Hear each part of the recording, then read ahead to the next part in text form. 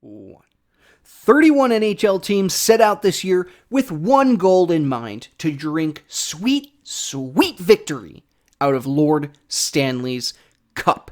Good afternoon and welcome to the podcast. I'm Nick Drago, and I am just flabbergasted that we do not have NHL hockey to watch. The playoffs should be starting right about now, and we don't have it. There's no playoffs.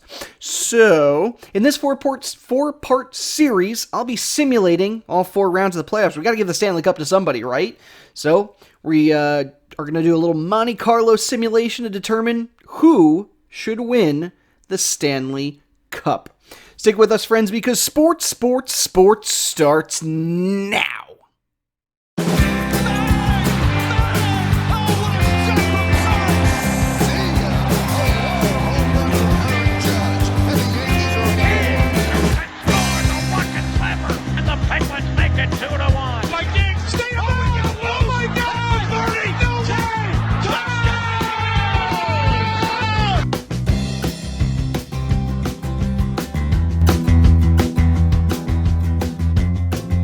And welcome to the Sports Podcast with me, your host, Nick Drago. For those of you who are new to the show, usually I talk about all the sports news and information from the previous week and discuss what, all the implications, all that blah, blah, blah for the next week. But we're throwing all that out the window today. Today is pure simulation and speculation. So what we did was we took all 16 playoff teams for the NHL, threw them into a Monte Carlo simulation for each game, and that basically means we mathed the hell out of this thing. We just threw all kinds of math its way, and came up with what I think is a pretty good determination of who will win the Stanley Cup. So this is the first of a 4-part series. Each part will encompass every round of the playoffs, so fun stuff to be had there. If you like what you hear, find us on Soundcloud, Twitter, YouTube, and the Facebook. Just type in Sports with Nick Drago. That's me. Or you can go to your email and shoot me a direct email at Nick Drago. What is my email? I don't even know. sports3xpodcast at gmail.com. Again, sports3xpodcast at gmail.com. All right, friends. Are we ready for this thing? Because let's do some simulation. Let's do it. So our first matchup in these playoffs here would be the Boston Bruins taking on the Columbus Blue Jackets. Now, the Blue Jackets not necessarily having a great season. The best guy on their team right now is Dubois, and he has 49 points going for him. You have Nyquist, Renski, both in the 40s. Meanwhile, you have guys on the Bruins like Pasternak, Marchand. I mean, the Bruins have quite a stacked roster. Tuukka Rask is having an amazing year, 26 wins, 8 losses. This series really didn't go too far. The Blue Jackets did manage to win Game 1. By the way, this is all simulated. Each game was simulated 10,000 times before we actually ended up with the score that you see ahead of you. The Blue Jackets would end up winning Game 1, 3-2, but after that it sort of falls apart. They would lose Game 2, 2-0 to the Bruins. Game 3, which could have been a chance for them to turn it around, they end up going into overtime and lose that one 4-3. Game 4, they lose 3-1, and then Game 5 ends up being a 3-0 loss to the Boston Bruins. And so the Bruins would move on to the second round. And I'm really not too surprised about this one. They had 4 goals. They averaged 4 goals per game this season, and goals against wise, they only let in an average of 2.5 per game versus the Blue Jackets, which actually let in more goals than they did score. So, not surprised at all by this one. Our second matchup would be the Lightning and the Maple Leafs. This is fantastic because these two teams they've had quite a few series over the last few years. Realistically, the Lightning going into the playoffs would have been the hottest team in the NHL. I mean, the Maple Leafs had a rough start too this season. They had a coaching change. Things really weren't looking good for them. But the Lightning had an incredible comeback, and they look scary going into the last 2 months of the season here. So the Lightning are by far the favorite. You're buoyed with a guy like Kucherov, who had 85 points. Vasilevsky had 35 wins in goal. So I really like what I'm seeing from them. Plus their defense with Victor Hedman really headlining for them. The Lightning defense is amazing. Blue Maple Leafs, by the way, they have a good team as well, Tavares and Austin Matthews, but never really seemed to put it together. So game one here went actually to the Maple Leafs, 4-3. It was a close one. After that, though, it all went in the Lightning's favor. Lightning won 5-2, 5-4, 3-1, 4-1. Really dominated beyond game three. Really looks like the Lightning managed to dominate Toronto through these playoffs. And based on what we saw from Toronto this season, this to me was not much of a surprise either. And realistically, that's what these simulations are, is, that statistically better team is more likely to win. But, things can happen. Round 3, match 3 was Hurricanes and the Capitals. Rematch of last year where the Hurricanes made an amazing victory over Washington in 7 games, and this series went into 7 games as well, actually. Hurricanes started off strong. They won game 1 and 2. It was close, 4-3, 3-1. The Hurricanes don't have any real... they have some good scorers, for sure. Ao had 38 goals this year, 66 points overall. Teravainen had 63 points. Svechnikov had 61 points, so... they do have some good scorers, but when you're comparing it to guys like Karlsson, Ovechkin, Backstrom, Washington by far has a better team, in my opinion. And of course, Washington has Holtby, the better goaltender, backstopping the net. So after those first 2 games, Capitals really rallied to win game 3, 4-2, and then got completely blown out. I was surprised by this. Remember, this is 10,000 simulations of this game, game 4, and the Hurricanes came out with eight goals, 8-2. That was a bit shocking.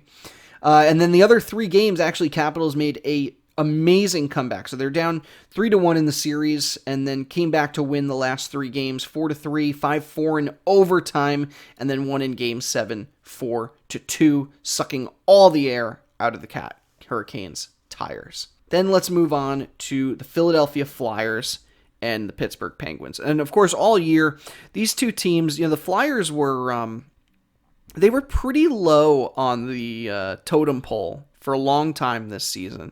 And really, it's been a while since the Flyers were this good. For the Penguins, they've had some injuries to worry about. Crosby was out for much of the season. Malkin was out for a lot of it. So they really didn't have too great of a year, but they have some amazing scores. Malkin still had, even though he missed 15 or so games, he still had 74 points this year. Brian Rust was up there with 56 points. Letang, Gensel. They have some nasty scores for Pittsburgh. And of course, Philly has their usual. Konecny had 61. Couturier looked really good. Giroux. So this series actually ended up going to 7. The Penguins won the first 2 games.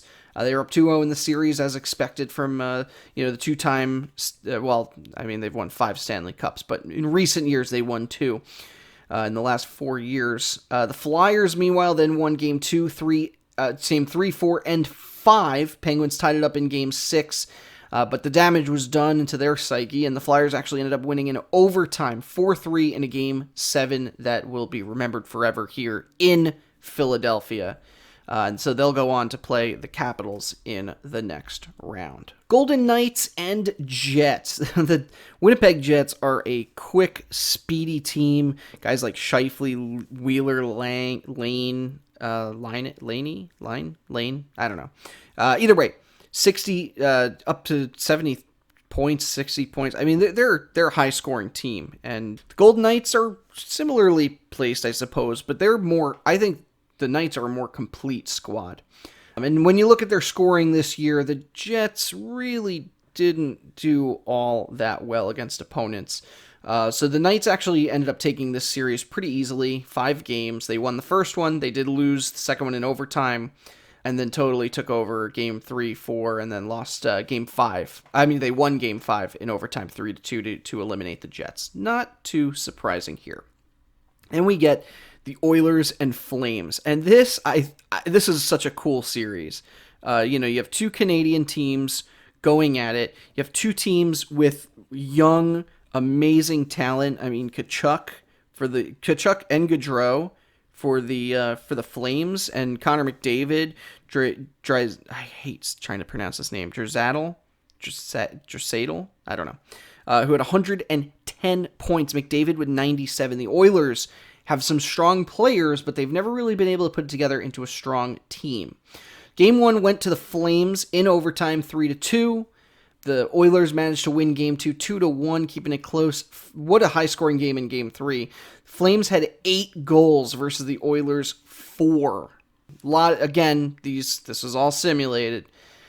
Game 4 ended up going to the Oilers again, so now you have a tied series of 2-2, but then Game 5 and 6 went to the Flames. Game 5, they scored 6 goals, totally took over here, and then ended up winning it in overtime in Game 6. Oilers eliminated. It's a shame because they have a strong team. They have a lot of big name guys there now. I think they're poised for some success going into the future. Fortunately, the future is not quite ready for them, but they're all young. So the next series would be the Blues and the Predators. And this is a cool one here. I mean, the Predators didn't have a great regular season, and the Blues are the defending champions, and apparently the hangover in the world of Monte Carlo simulations, the Stanley Cup hangover is real. Blues did not get past the Preds. They did win one. They won Game 2 against them, but the Predators won 5-4 in Game 1. 3-2 in Game 3, 5-3 in Game 4, and then the final nail in the coffin was 2-1 in Game 5. What's cool is both of these teams have at least been to the Stanley Cup Finals in the last few years. Blues, the defending champ, it usually doesn't fare well for them. The Penguins were the last team to go back-to-back. Before that, it was... actually, I think it was also the Penguins in the 90s. Or the Red Wings. I think the Red Wings did it. Anyway, so... beyond that, it's a shame to see them go down so quickly. Avalanche and Stars. This is another exciting one. The Avalanche have a lot of young, talented players like McKinnon, Landeskog. I really like the team that they've built here. The Stars, meanwhile, they're kind of an enigma every season, I feel like. Sagan and Ben, they've been there for a while. They have Radulov. Of course, Ben Bishop in net, although they've also been playing, oh my gosh, how do I say that name? Khudobin? They've been playing Khudobin quite a bit too this season. I think he had 26 starts versus Bishop's 43. So he did have 16 wins. I think he had a better win percentage than Bishop. Either way, this ended up being a fairly close series, as it should have been. Stars won the first 2 games, so they came out 2-0 to start the series, one of those games being in overtime. And then Game 3, they lost in overtime to the Avalanche, and that was the spark they needed. They kept going from there. They won Game 4 3-2.